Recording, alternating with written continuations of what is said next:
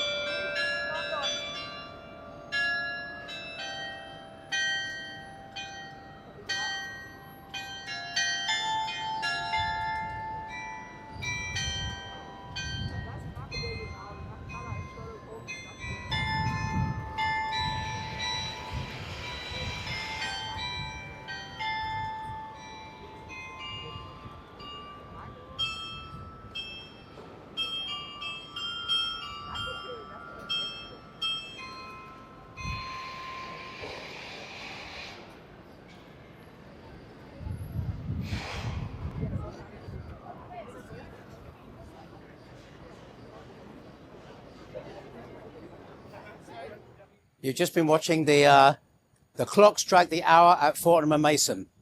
Fortnum and Mason's is a very old department store. It goes back to the early 18th century. Started by Messrs. William Fortnum and Hugh Mason. William Fortnum was a footman to the Queen of England, to Queen Anne, in fact. And the royal family would buy these candles, you see, and they would never let the candles burn down more than halfway before they threw them away. They just got rid of them. And what William Fortnum decided to do was to save these candles, and these half candles rather, and sell them at a decent price, discounted price. A lot of people couldn't afford full candles, so he made a fortune selling these half candles to the public of London. His landlord at the time was a man called Hugh Mason, who was a businessman, a grocer, and the two went into business. The store today has a royal warrant. If you look up, you can see the lion and the unicorn. This means that the royal family approved the department store. They buy goods from the department store, and it has the credibility of being supposedly the place where the Scotch egg was first created. I was going to say invented, but really I mean created. So, a long introduction. Welcome to another edition of Slices of London. London is like a loaf of bread, full of many, many slices, and I'm going to try and get through as many of those slices as I can in these videos. So let's discover the area today of St James's, Super St James's. It's the area south of Piccadilly. North of Piccadilly, it's called Mayfair. Okay, on we go.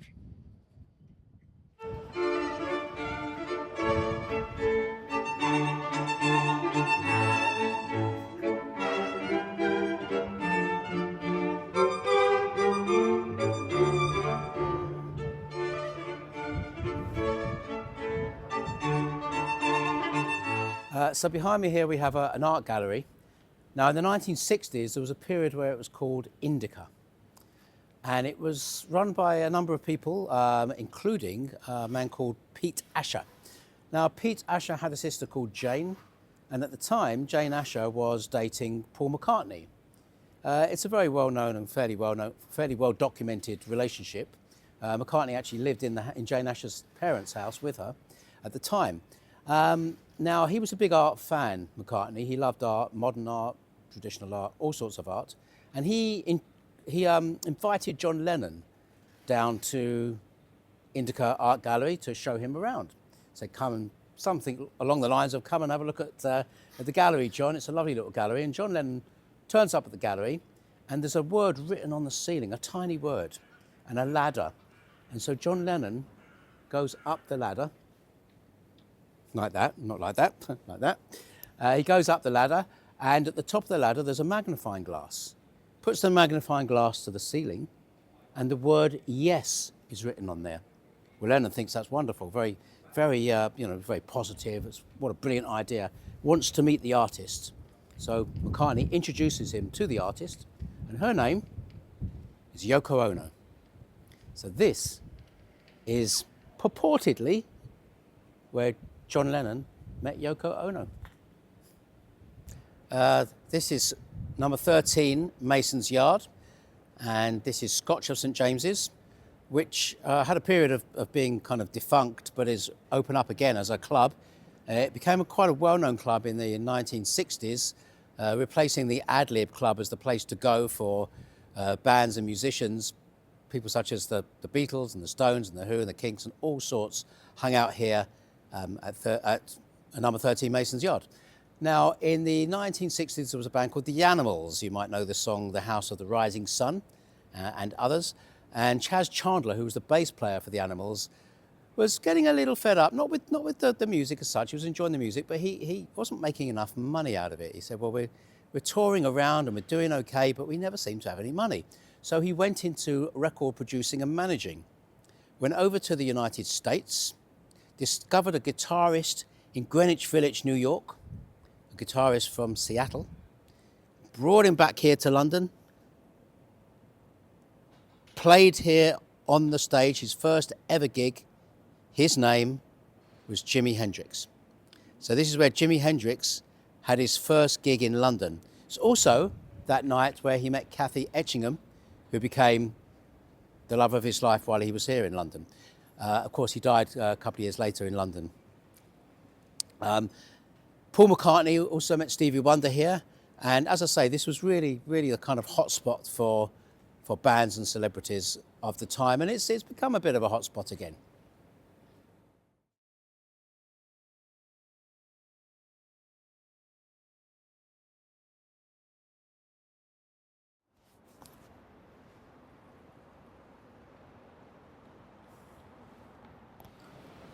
So we're standing now on St James's Street, a street full of shops with royal warrants. This is James J. Fox cigar shop with a royal warrant, and this was Winston Churchill's cigar shop. Not the only one, but his favourite cigar shop. And let's see if we can maybe go inside and perhaps do a little bit of filming. Let's find out.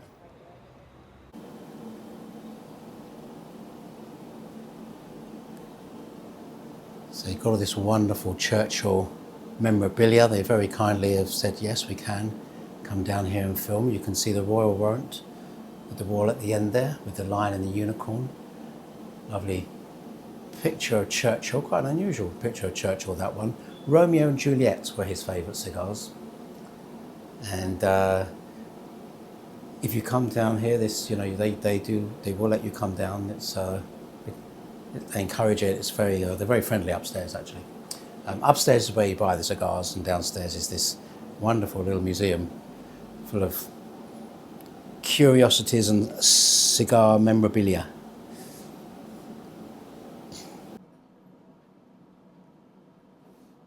So this is the museum. It's Churchill's chair. This is St James's Palace. This precedes Buckingham Palace by well over 150 years. This was built in the 1530s. Buckingham is an 18th century building. This is the London home of Princess Anne and was originally built during the reign of Henry VIII for he and his wife Anne Boleyn. Sadly, Anne Boleyn was executed before she ever got a chance to live here. In the past, Princess Eugenie and Beatrice have lived here before they were married. Unfortunately, it's not open to the public. It's a rather wonderful building from the outside, and it's a shame that it isn't open to the public, really. But it's from Friary Court, which is inside the grounds of St James's Palace, that the changing of the guard begins. So this is Lock & Co. This is a milliner, a hat maker, and it is supposedly the oldest shop in London, or certainly one of them, and I think it's the oldest hat shop in the world. It's founded in 1676, I think that's correct. We might have to check that one, and has provided hats for several well-known people, including Winston Churchill, who got his wedding hat from here. And in the film Darkest Hour, they made the hats for Gary Oldman when he was playing Winston Churchill. They've also got an interesting device for measuring hats in there, and I'm hoping that they'll let us go inside and have a look at that and maybe film it. So let's see if we can do that.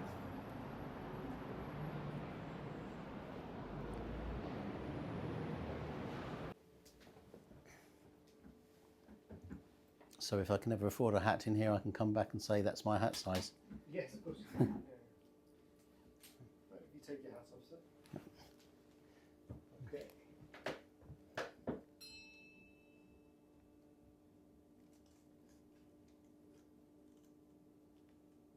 Okay, push your head forward a little bit for me. Right. Bit of a snap coming now, sir.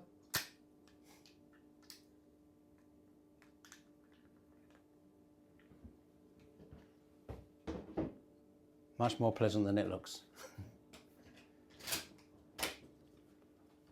That is your head shape, sir. Oh, thank you very much.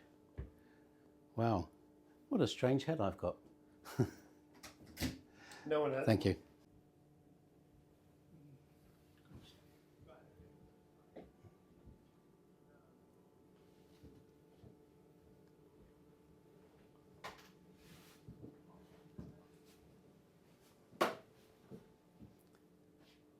And there, if I'm not mistaken, on the upper shelf is Nelson's tricorn. Yep, it is. Lord Admiral Horatio Nelson's tricorn hat was made here. Nelson, Churchill, Gary Oldman, all the greats.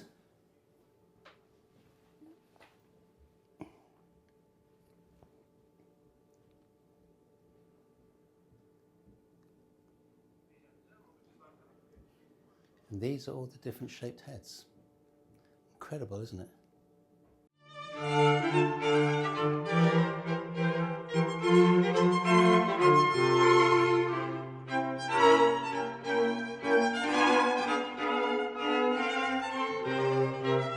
So across the road is Brooks Gentlemen's Club, which is a private club used by the members of the Labour Party. I used to be for the Whigs, and this is Boodles, which is for Tories stroke Conservatives.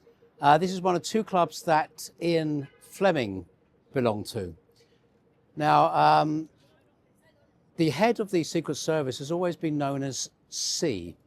And that goes back from a guy called Captain Mansfield Smith Cummings, who used to sign his name with just the letter C.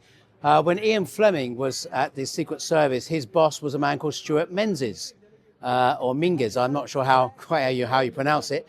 And he, because his surname started with an M, in the James Bond films, the head of the Secret Service is known as M. So that's where you get M from. This is St James's Street. St James's Street and Pall Mall are full of these old private gentlemen's clubs. There's about 30 odd left in London now, of which probably 2/3 of them now are mixed. But there's still, I would say, about a dozen clubs, maybe 10, 12 clubs or so, which are still gentlemen only. So this here is White's Gentlemen's Club. This is the oldest one of the lot. This is over 300 years old. We're talking late, very late 1600s here. It was originally a chocolate house, but run by a guy called Francesco Bianco. Bianco Whites and so Whites. Lots of these gentlemen's clubs were chocolate houses and coffee shops initially. So this club has been, members of this club has included Winston Churchill, David Cameron, Boris Johnson, Edward Heath, many of these older Conservative prime ministers. And they used to be quite well known for having bets here. There was a time when a man called Lord Alvanley bet another fellow. They were sitting here at the bow window. They were sitting at the bow window, and Alvanley and this other guy had a £3,000 bet, which is about 150 grand today, on 2 raindrops falling down the window. Which one would get to the bottom first? Yes, this is absolutely true. I'm not sure people couldn't afford to have those kind of bets today, but it's just quite wild. And one gentleman who sat at the bow window was a man called Beau Brummell. And we are going to finish off talking about Beau Brummell. So we're now on Jermyn Street, and Jermyn Street is a very fashionable street, men's fashion particularly. And so the perfect place really to put this sculpture here of William George Beau Brummell, better known as just Beau Brummell.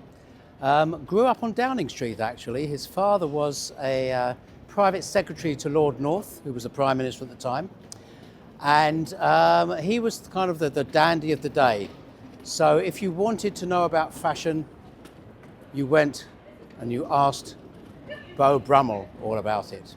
And he used to take ages in the morning getting ready, brushing his teeth, brushed his teeth for sort of several minutes, cleaned his shoes in champagne, and was really a kind of a sort of high society guy until